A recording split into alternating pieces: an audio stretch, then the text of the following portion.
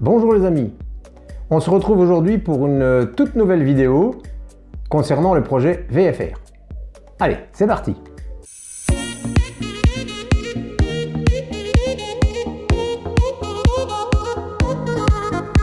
Hey, salut les bricolos! Bienvenue sur la chaîne Bricole et Racagnac. Je suis très heureux de vous retrouver pour une toute nouvelle vidéo. Alors, j'espère que vous allez tous très bien et si vous êtes prêts, on y va! Go!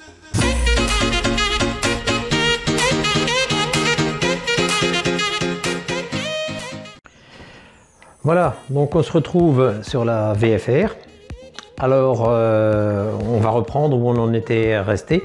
C'est-à-dire que ici, on va démonter complètement donc, la boîte à air avec le cornet d'admission. Et on va démonter les bougies et tout préparer pour l'entretien à venir. Donc remplacement du filtre à air, remplacement des bougies. Et en même temps, on va regarder, on va jeter un petit coup d'œil pour voir si tout est OK. Allez, on démonte. Donc ici sur le dessus, vous avez 1, 2, 3, 4, 5, 6 vis.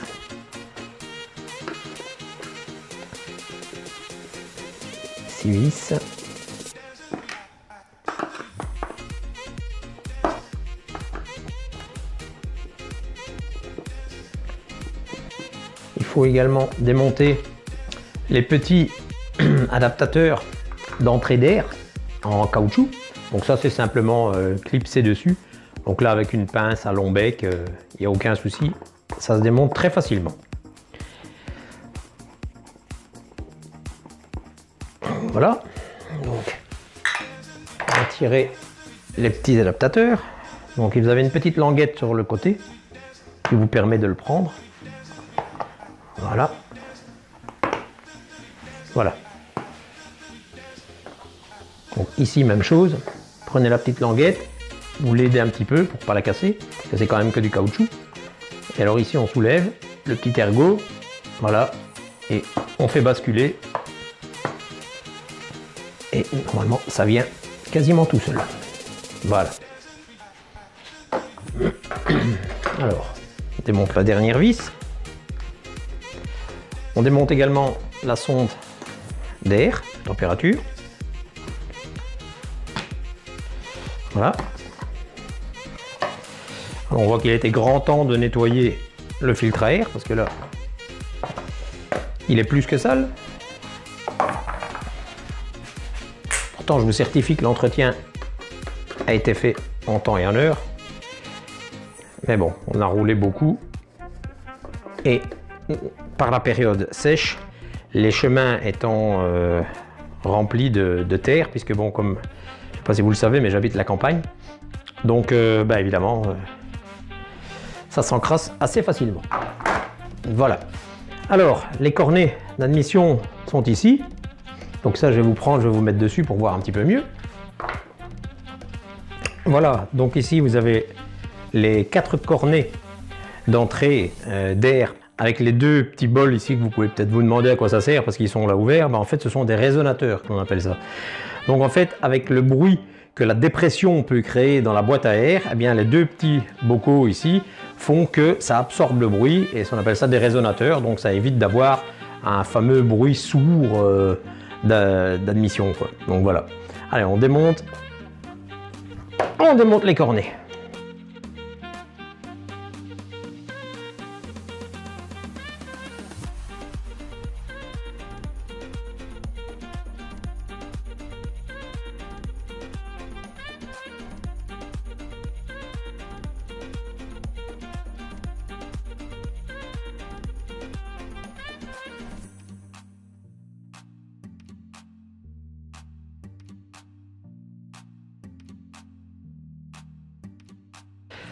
Voilà. Et maintenant, on peut démonter les vis du tour de la boîte à air.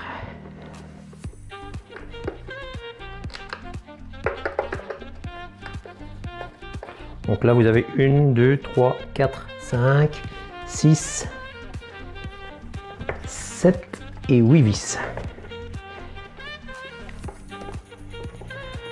Alors, si jamais vous cherchez sur la VFR où se trouve votre calculateur, le calculateur il est ici, sur une VFR. Il est juste après le T de fourche et juste avant la boîte à air.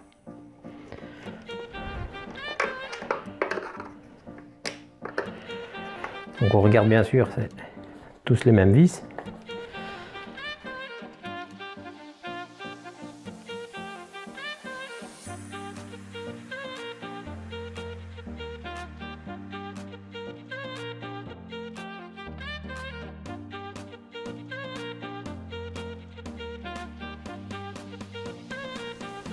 Tout c'est venir déclipser votre calculateur.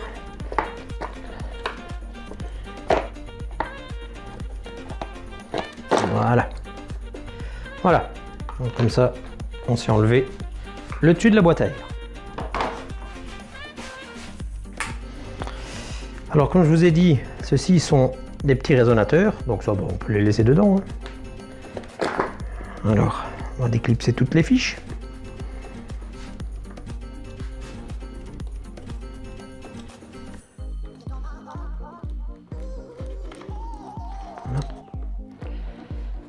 Il y en a certains qui sont mis sur des petits caoutchoucs pour les vibrations, pour éviter aussi le bruit dû aux vibrations.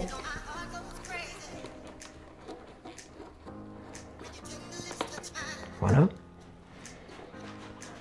Ici, même chose.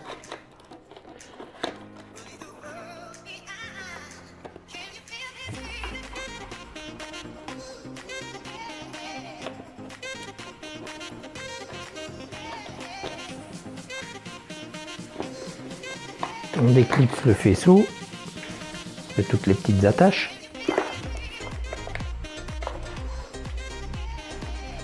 Voilà. Ici.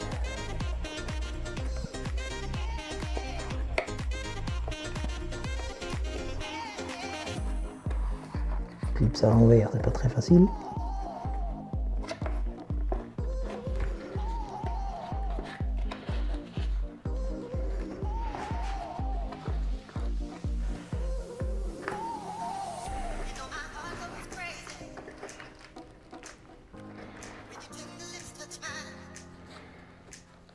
Alors ici vous avez une petite fiche qui est de nouveau branchée sur la boîte à air. Donc, voilà, la petite fiche branchée ici en dessous.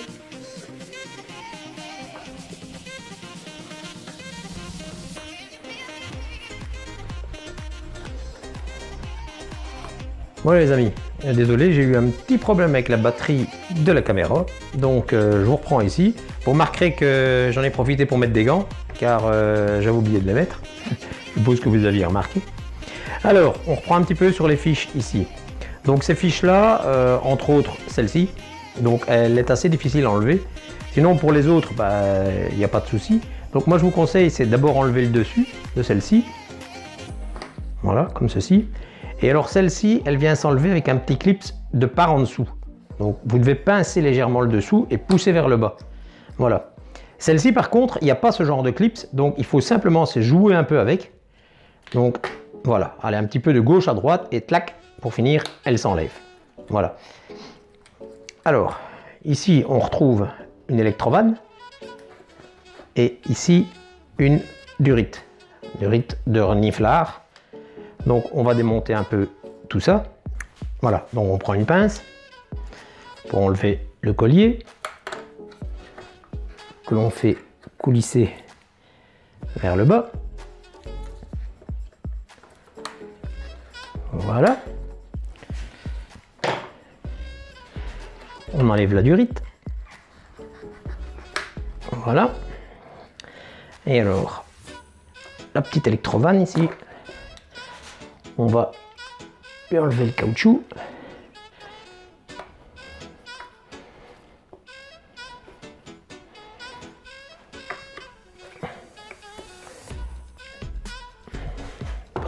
C'est un petit tournevis.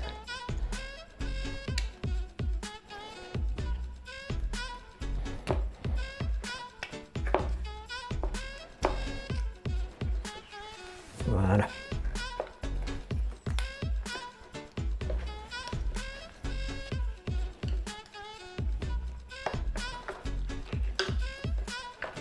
Et voilà. Donc normalement, ce caoutchouc-ci s'enlève, mais comme il est super bien clipsé dedans, c'est plus facile de l'enlever comme ceci que d'essayer de le déclipser. Alors là, il doit encore avoir une durite. Oui.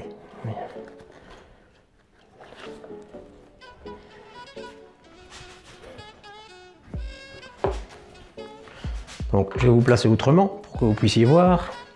Voilà, alors ici, donc la petite durite dont je vous parle, elle est là. Voilà, donc même principe, on pince, on vient faire descendre le collier.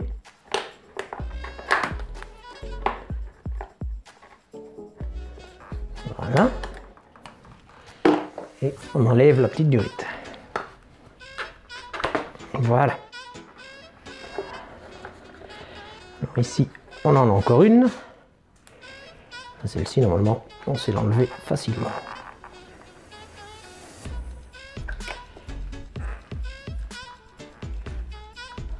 Faut faire attention de ne pas casser la petite tutute.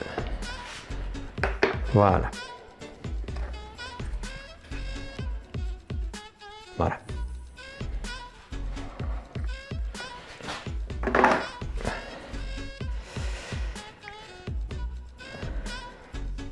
Voilà, donc ici on se retrouve avec les papillons d'entrée de l'injection.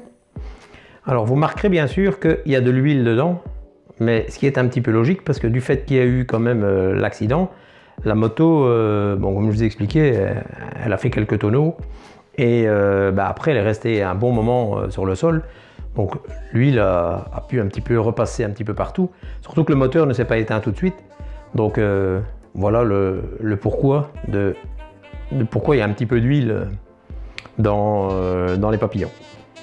Alors ici, eh bien, on va tout simplement donc débrancher le calculateur pour pouvoir avoir un petit peu plus de place pour accéder aux bougies devant du moteur, parce que comme je vous ai dit, c'est un V4, donc les bougies arrière, il n'y a pas de problème, elles se situent ici, mais les bougies à l'avant, elles sont juste là-bas, dans le fond du cadre. Donc pas très pratique quand même pour aller les enlever, donc vaut mieux avoir le plus de place possible.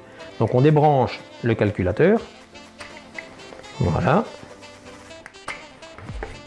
Donc ça on ne sait pas se tromper, hein, puisque bon, chaque fiche a une couleur adéquate.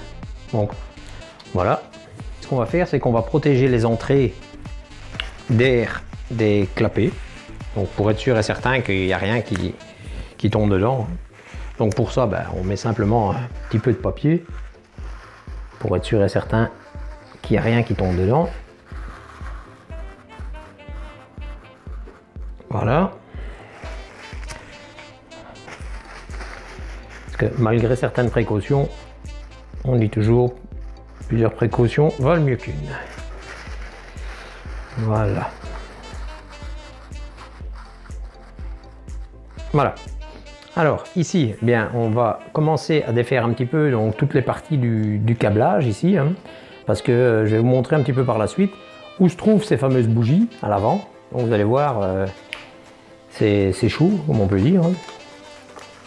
Donc, on défait un petit peu tous les câblages. Donc ici, il n'y a pas à repérer non plus, hein, parce que chaque fiche a bien sûr sa couleur. Vous voyez, ça ne correspond pas, donc là, évidemment, on ne sait pas trop se tromper. Alors, ici, tout à fait dans le bas, en voilà déjà une, des bougies. Hop. Et l'autre qui est là-bas. Donc je vais vous montrer un petit peu mieux où elle se trouve. Voilà. Alors, je vous montre ça de suite. Donc je vous montre un petit peu les fameuses bougies. Donc là, vous en voyez une ici au bout de mon doigt. Donc ça, c'est une bobine avec la bougie au bout. Et l'autre, elle se situe là-bas.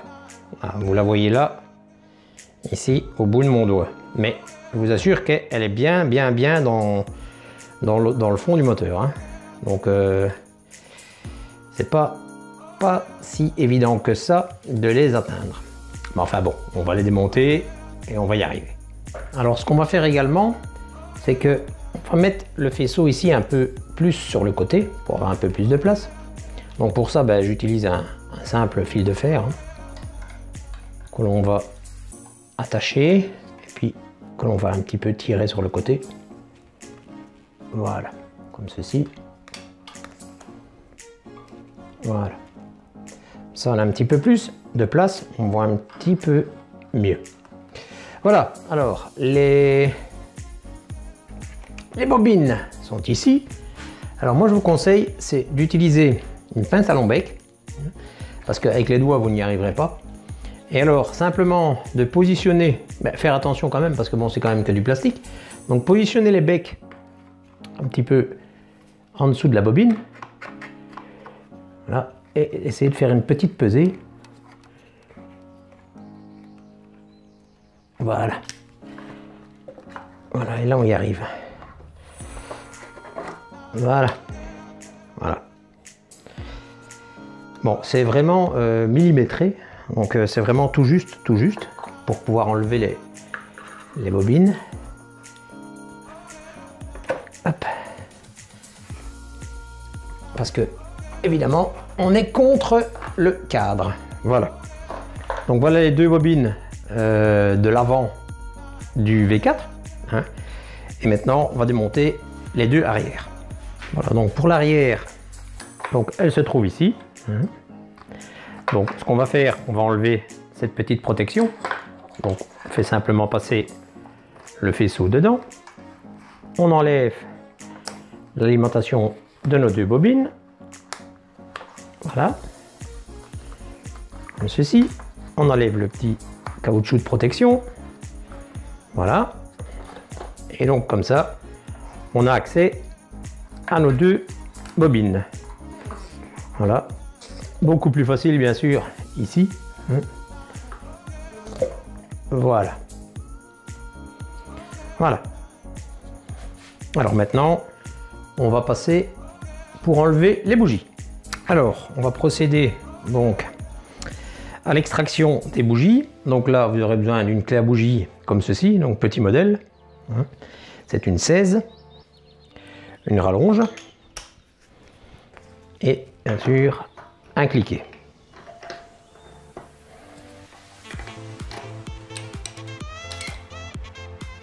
Voilà.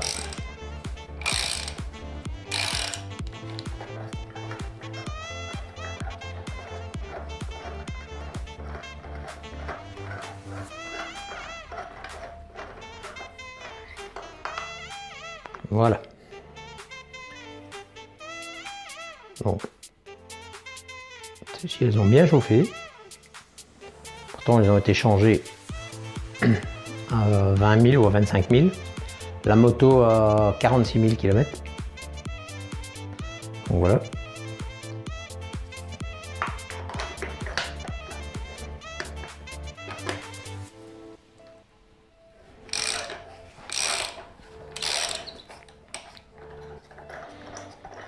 Les deux dernières, ça va toujours facile.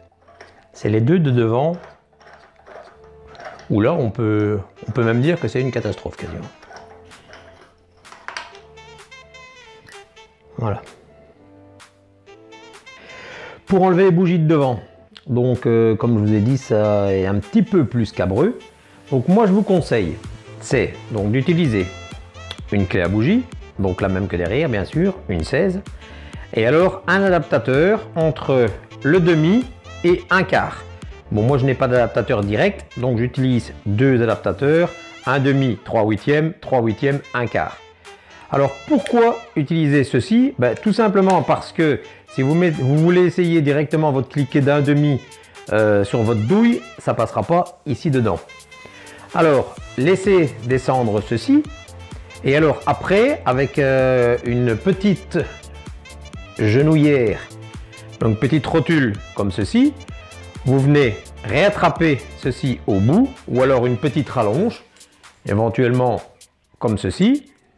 Voilà, petite rallonge. Et là, vous mettez votre cliquet d'un quart après par le dessus. Comme ceci. Voilà.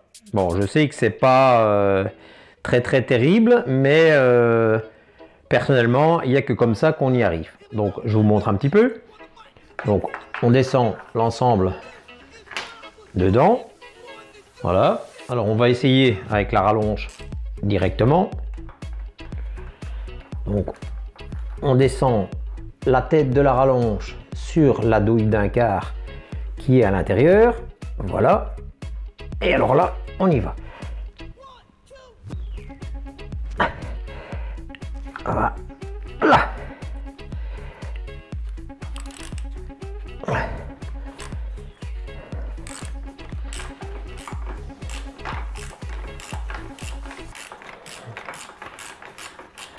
On va essayer de les sortir en une fois. Alors, vous voyez, même pour récupérer le cliquet, c'est déjà pas évident. Donc, imaginez un cliquet d'admis, c'est encore moins évident. Voilà. Alors, on continue à la main. Ça vient relativement bien. C'est pour ça que généralement on conseille toujours de mettre un filet de graisse cuivrée sur le filetage de vos bougies, ce qui permet justement de ne pas être grippé lors du démontage. Alors, maintenant le tout c'est de récupérer sa rallonge.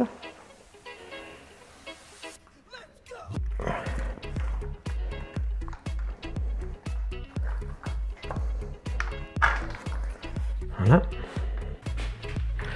Alors, ce que je vous conseille, c'est une petite genouillère en 3/8 pour pouvoir aller récupérer l'embout 3/8 qui se trouve dans votre puits avec la clé à bougie au bout, la douille à bougie. Pourquoi? Ben, tout simplement parce que si on essaie, je vous montre un petit peu, si on essaie une rallonge 3/8, eh bien, vous voyez qu'elle est beaucoup plus grande. Donc, on va venir taper contre le cadre. Donc impossible de ressortir l'ensemble. Avec la douille, la genouillère ici, c'est plus petit. Donc on va essayer de faire l'extraction avec ça. Donc on se positionne au-dessus, on la clipe dedans. Voilà. Et alors il nous reste un petit peu de place pour pouvoir attraper l'ensemble. Dès qu'on en a sorti une partie, on peut déclipser la genouillère. Voilà. Et là, on arrive à récupérer notre bougie avec notre douille. Alors, j'ai oublié de vous dire un petit peu les spécificités de la bougie. Donc ici, ce sont des NGK en iridium, modèle IMR9E. Donc ce sont des 9HES, iridium NGK. Voilà. Donc vous voyez, j'avais déjà mis un petit peu d'huile cuivrée, de graisse cuivrée. C'est pour ça qu'on voit un petit peu la noirceur. Et c'est ça qui permet aussi d'avoir plus facile de les démonter. Voilà, on attaque la dernière. Donc, même chose. On garde donc l'embout. On remet le petit embout d'un quart qui va bien.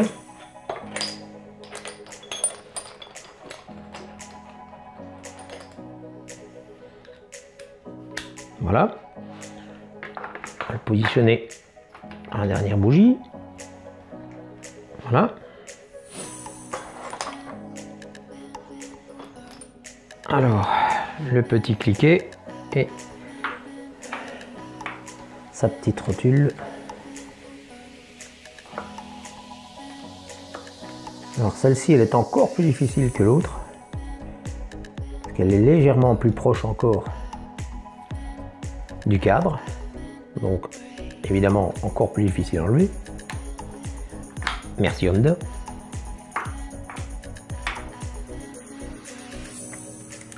Voilà.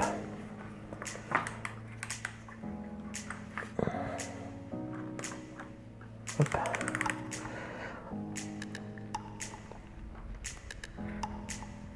Voilà.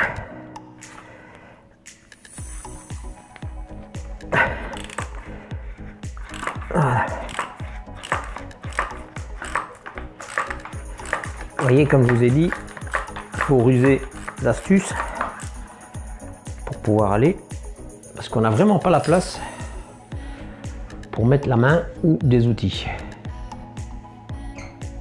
Donc, alors ici on dessert donc la bougie à la main.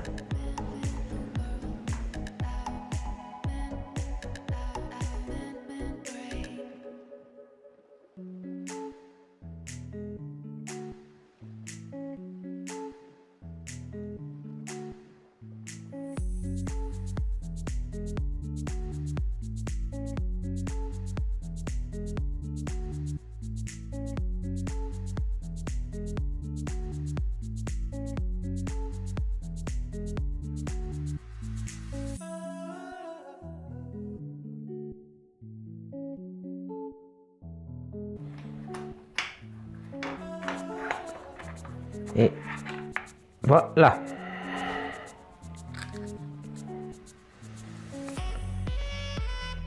Donc vous voyez, c'est pas évident du tout, mais on y arrive. Avec un peu de persévérance et surtout beaucoup de calme. Pas s'énerver, parce que sinon, si vous cassez quelque chose et qui reste dans le fond du puits de bougie, ben là vous êtes mal, quoi. Vous êtes bon pour déculasser. Alors, ce que je vous conseille, en attendant d'avoir la nouvelle bougie, parce que malheureusement, à cause du confinement, je ne les ai pas encore reçues. Elles sont en route, mais je ne les ai pas reçues. C'est que vous remettez provisoirement vos bobines dans les trous des puits pour, évidemment, empêcher qu'il y ait quoi que ce soit qui tombe dans votre moteur, quoi. Parce que bon, n'oubliez pas que à partir du trou de la bougie, on accède directement dans le cylindre. Donc, ce serait quand même moche qu'il y ait quelque chose qui viennent tomber directement dans votre cylindre.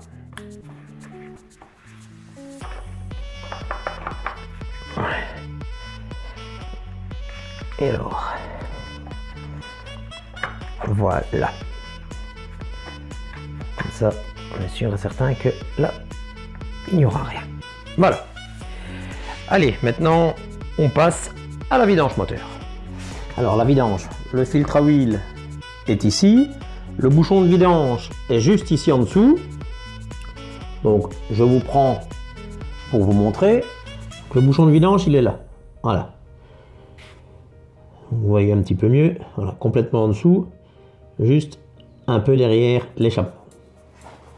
Voilà. Ben, on procède à la vidange et au démontage du filtre.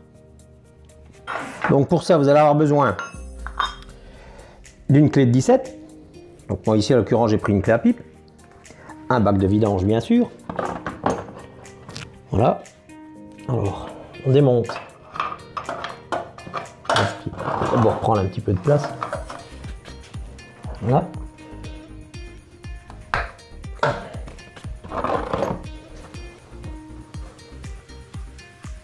On dévisse le bouchon en regardant bien sûr après que le joint soit bien sur le bouchon. Voilà.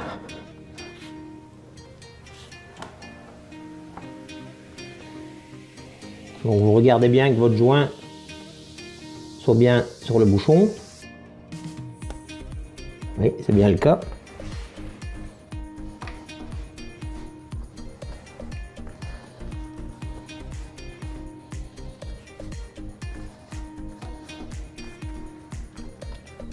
Voilà, on laisse s'écouler ça tranquillement.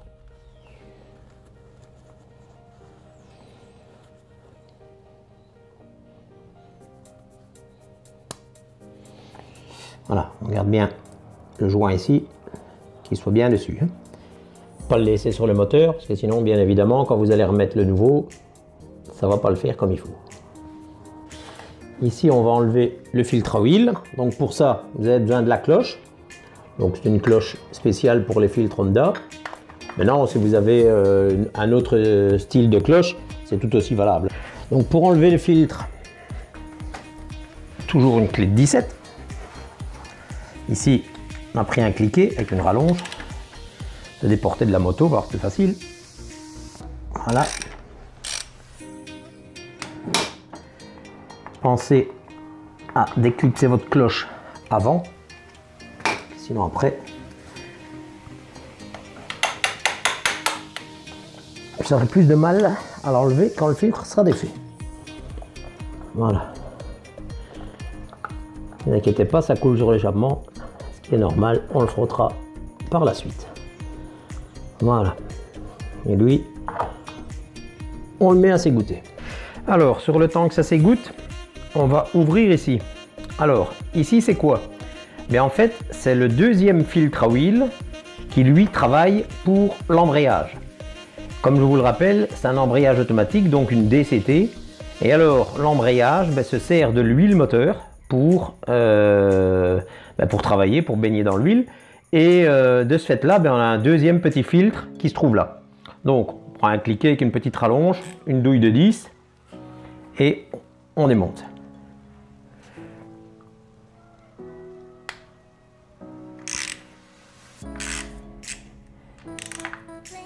Une douille de 8, pardon, pas une douille de 10.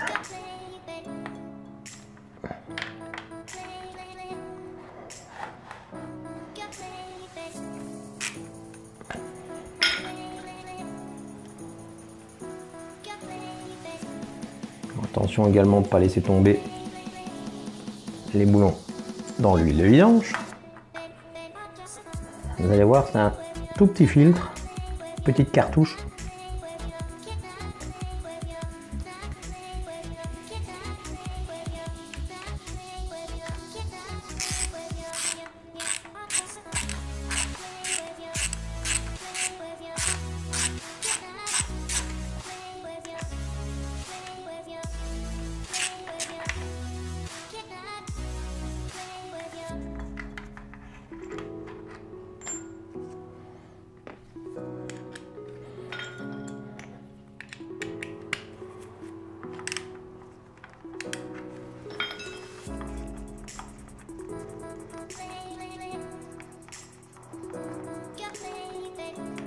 Voilà.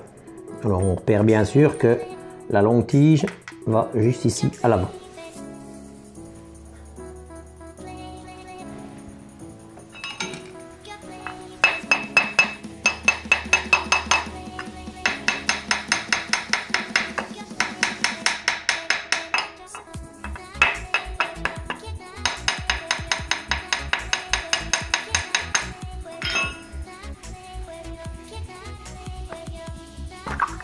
Voilà. Alors, il y a un petit ressort, faire attention également.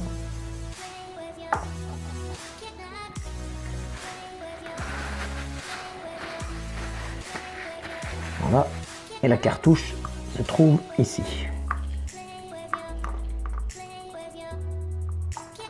Voilà.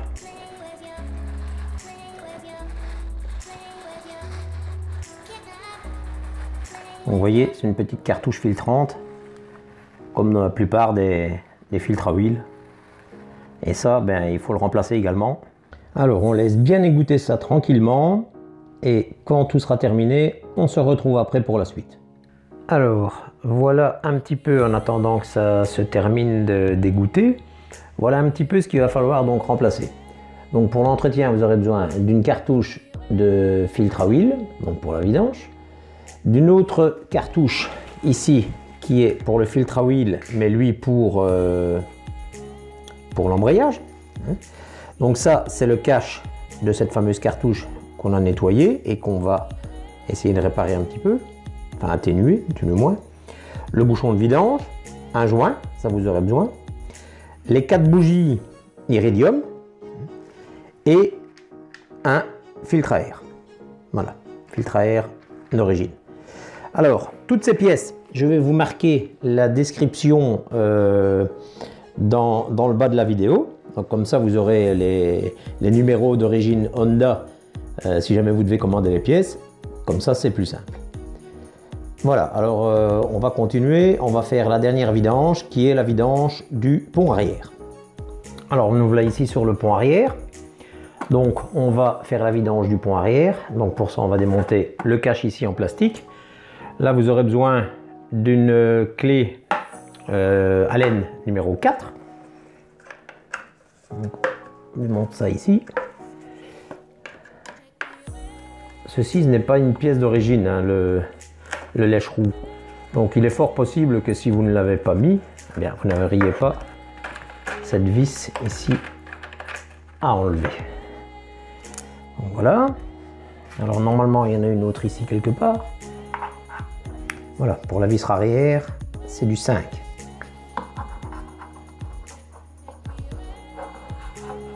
Où est-ce qu'elle est? Ici.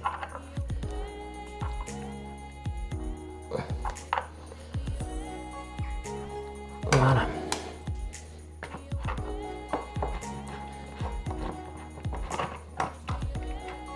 Voilà. Peut-être encore une ici qui traîne. Oui. C'est du 5 également.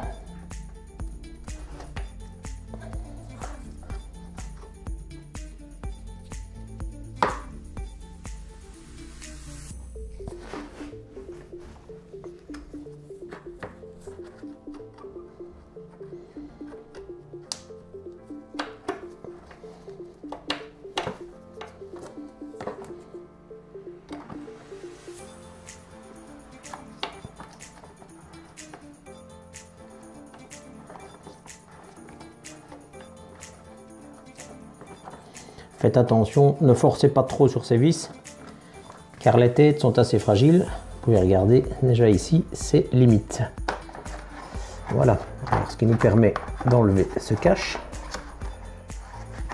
Ah, il y a encore un petit clips derrière. Alors, pour enlever le petit clips, on prend ceci. Ce sont des petits outils qui servent normalement pour enlever les clips de carrosserie. Donc les garnitures de porte, tout ce qui est plastique à l'intérieur de votre voiture ou quoi que ce soit. Et en même temps, ça marche très bien aussi donc pour les motos. Donc, on se positionne derrière. Et voilà. Voilà le petit clips. Maintenant, on peut enlever le cache. Voilà. Alors, pour faire la vidange de ce pont, donc la vis de remplissage est ici et la vis de vidange est juste ici en dessous. Donc on va d'abord dévisser la vis de remplissage légèrement pour permettre un appel d'air. Faire très attention car c'est très fragile. Ce n'est pas de l'acier ou du fer ou quoi que ce soit, c'est un alliage style Zamac. C'est très fragile. J'en ai déjà fait les frais, donc faites très attention. Vous aurez besoin d'une douille avec un pas à laine de 9. Donc on vient mettre sur son cliquet. Voilà.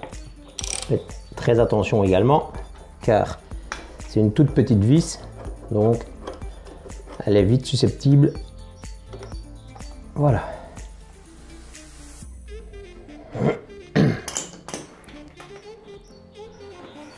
Voilà. Et dès que c'est fait, on peut enlever la vis de remplissage. Voilà. Et on laisse bien écouler tout ça. Voilà donc les amis, alors ici bon, ça se termine, donc ça continue, ça s'égoutte tout doucement. Je vais laisser toute la nuit terminer les deux bassines de couler comme il faut. Alors cette vidéo donc va se terminer pour aujourd'hui. Donc comme je vous ai dit, je vais vous mettre en lien en dessous de la vidéo tous les numéros pour les pièces de remplacement, tous les numéros d'origine Honda. Alors je vais essayer de me creuser la tête pour savoir comment enlever ce gros écrou qui est sur mon pont arrière, parce que là franchement je n'ai pas de douille aussi grande que ça, à moins de fabriquer peut-être un petit outil plat et souder une tige, je sais pas. Enfin bon, si vous avez des idées ou quoi, ben, vous pouvez les mettre en commentaire. Je suis preneur hein, bien sûr, parce que bon là évidemment j'ai jamais démonté, donc je sais pas comment ça se démonte, et si ça se démonte, parce que bon je ne sais pas, parce que je sais bien que l'arrière, le pont complet, La transmission finale, elle se vend complètement, mais bon, ce petit écrou là, je n'en ai aucune idée. Donc si vous avez les infos, ben, je suis preneur, il n'y a pas de souci. Moi, ben, je vais essayer de me creuser un peu la tête pour voir comment pouvoir enlever ça, pour pouvoir poncer et polir un petit peu cette pièce pour la rendre un petit peu plus belle. Voilà, écoutez, nous on en a terminé pour aujourd'hui, donc ben, moi je vous dis à la prochaine. Salut, salut! Cette vidéo est terminée, j'espère qu'elle vous a plu. Si c'est le cas, n'oubliez pas de mettre un petit pouce bleu, ça fait toujours plaisir. Et n'oubliez pas non plus de vous abonner, comme ça vous serez tenu au courant des prochaines vidéos à venir. Alors sur ce, portez-vous bien et je vous dis à la prochaine sur Bricoleur et Cagnac.